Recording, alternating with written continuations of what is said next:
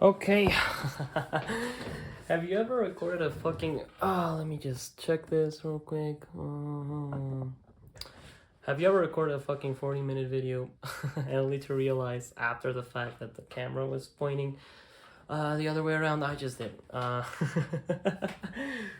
that's so fucking stupid. Okay, so I guess like this is gonna be a weird addendum to a video that I'm probably not gonna release because I'm just tired. It was more of a rant more than anything else about the whole discourse on YouTube, so to speak, regarding state flags and whatever. And I think just going through the whole situation of thinking about things and just saying them, right, because I do these things without a real script. I just sit in front of a camera and I just speak. I think the most the most interesting thing that I talked about during that whole video was something I call the aesthetic argument or the euphemistic argument, right? And I think it's better for me to just explain that concept fully and just so people know what I'm talking about, because I think it's a very interesting concept that a lot of people either are not aware of or at least haven't identified or not possibly identified. By the way, I'm not saying like I don't know if I made up this. I don't know if I created this concept in the first place. Like I haven't really seen it anywhere else. However, I think it's a very universal thing in particular. So if someone else came up with it before, I don't really care. Let them have the credit, right? So what do I mean by aesthetic argument or euphemistic argument? So okay, imagine that you have this like gut feeling, right? Have this really like subjective, very contingent, and very irrational, so to speak, feeling in the back of yourself that makes you want to think something, right? To believe in something, and you are fully aware of the fact that position does not hold up to the standards imposed by people when they have to do you know debate. Like it's not scholarly enough, it's not rational enough, it's very much so subjective. It's kind of like a feeling, right? And what happens then is that you want to externalize, you want to vociferate that feeling at the end of the day. And what you end up doing is that you go ahead and look up for reasons, that kind of validate your point, and you kind of stick to an argument that you find somewhere that kind of gives you what you want to hear. And you then present your argument, which is again wholly motivated by subjectivity, by feelings, by all of these different things. And then you present it as an objective fact, and you present it to the state of debate as if it were as unbreakable, and if it were wholly rational, so to speak. So I don't know. I think the best example probably would be from this video that I was recording that is never gonna come out, in which people essentially looked at state flags. They thought U.S. state flags, of course, they thought they looked ugly as shit. They didn't like them, myself included, by the way. And then they looked for reasons, right? Why they should change them, and they settled on this one pamphlet, this one set of guidelines that a guy from the North American Vexillological Association wrote sometime in the past, which were 5 guidelines for what he believes to be good flags as opposed to bad flags, right? And so what happened then is that I believe that a lot of people looked at this organization. It had a very serious name, like it had vexillology in its name, vexillological, right? Like that's such a very scholarly term. It's like Greek and everything. It's a very something you find in university or something. And they found these 5 rules, right, that were very memeable, right, in the sense that they're easy to understand, they're easy to learn, and they're easy to replicate, right? So you can just use them anywhere, and they essentially very dogmatically attached to these rules because it gave them precisely what they wanted to hear, right? It gave them a very logical sounding reason for why their feelings of just subjective you know, just subjective like aesthetic value, were again a reason for why their aesthetic values were valid in a way, and they could actually bring them to debates, and they could actually, you know, point at them and be like, hey, look at these things, you know, that's the whole thing we're talking about. That's the reason why flags are, you know, why state flags are bad.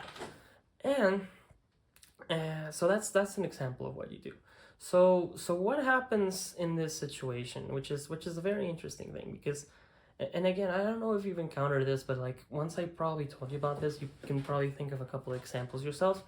And one of the things that are very, I would actually like to call it, like, the reason why I call them euphemistic or aesthetic is because it looks like an argument. It's because it baits you into debating the euphemism, right? So what you wanted to say was flag's ugly, right? Flag ugly, whatever, I don't like it. And what you're actually saying is, look at these precepts, right? So it's a euphemism. You actually don't want to enter this, you know, the space, you know, unarmed, and essentially beholden to the whims of debate without this weapon that you aided yourself. What happens in this situation is that most people are able to switch their aesthetic, their euphemistic argument rather quickly. Like it's never a causal relation, right? It's always something that kind of is either authoritative, or it sounds authoritative, or it goes through what I would like to call the mental check. And this is something that actually happens a lot. So I think the 5 precepts are something like, you know, use like 3 or less the colors, right? Keep it simple, you know, have some historical background behind the flag, no words on the flag, and I think I don't remember what the 5th one was. I'm probably gonna put it on the screen somewhere. But like one thing that, and you can try this out in your head as well, is that if you actually like go through the whole, like, look, picture in your head what you think is a good flag, and you'll realize that most of the flags that you can think of satisfy those conditions, right? And then if you are a little bit more thorough, you can think to yourself of some flags that you don't like. For example, these ones I don't like, and you can think to yourself like, yeah, I mean, all of them violate either 1 or 2 or even more of these precepts, right? So I think there's some credence to be had about these precepts being true, right? Because again, every single flag that I like satisfies them. Every single flag that I don't like doesn't satisfy them, right? So this is kind of like the trap that people fall into, and this is the reason why aesthetic arguments can actually be very effective. It's because people actually just want people actually kind of like just do this check to assess something as true. They don't actually have the inquisitiveness, and this is something that's learned, by the way. I'm not saying that people aren't because of that. They don't have the inquisitiveness, or at least the, you know, the intuition to kind of pry open these types of things and actually know what to look for, as opposed to just going for the win. I like to call the fact that you know, in logic, there's something called there's logical propositions and stuff like that, and I like to joke around with people and tell them that to most people, logical implication is actually the same thing as logical interjection, right? Which is P and Q is the same thing as P then Q. And the reason why they do that is because they don't actually care about the limiting cases, right? And this is something you can do yourself to kind of like not fall prey into these types of arguments. Is instead of just looking at for the places in which you expect something and you have it, and you don't expect it, you don't have it, look for the places in which you would, like, you like the flag, for example, but it doesn't satisfy these precepts, like South Africa, for example, right? I think most people like the South African flag, probably some people don't. Or you probably would like look at a flag that you like, that you don't like at all, I'm sorry, but it does satisfy those precepts. Like what went wrong here? Like what makes these flags? I can't think of one on the top of my head, mostly because like most country flags are very good. But like what went wrong in this situation? Like what makes this flag not be a good flag according to these people, even if it should be, you know, a good flag.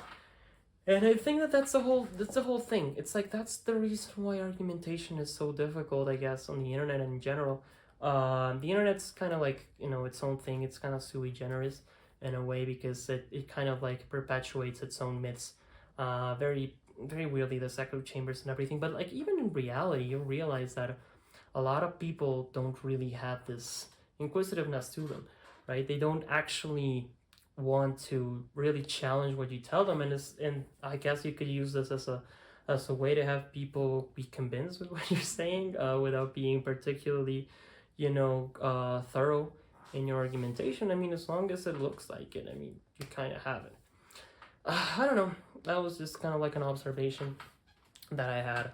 The aesthetic argument, the euphemistic argument, and how to kind of spot them, what they look like, and how to sometimes, combat them. And again, a hallmark feature of a euphemistic arguments, like once you have established that their argument doesn't work, they probably don't care. They don't care. They're just gonna look for the next one, or they're gonna have another one lined up, right? Like they were never really like that. Wasn't really what they were arguing for. They were just using it as a ploy. It's kind of like a Trojan horse of argumentation, right? And I think that you falling for the bait is what you're actually supposed to do in that situation, because then you're playing the game of cat and mouse, right? The entire time it's like, oh no, I'm arguing this. No, it's actually this. It's actually this. It's actually this. But it's actually kind of difficult, right? Because like actually gauging what people want to say as opposed to what they're saying can be a very difficult ordeal, and I don't know how to resolve that, because if you call someone's bluff and you're like, oh, you were actually trying to say this, then I don't know. I mean, if you're wrong, you're essentially just calling them hypocrites and whatever, and there's something that's gonna happen there. But I don't know. That was a cool concept. I hope you had a good time. I'll see you later, I guess. Be wary.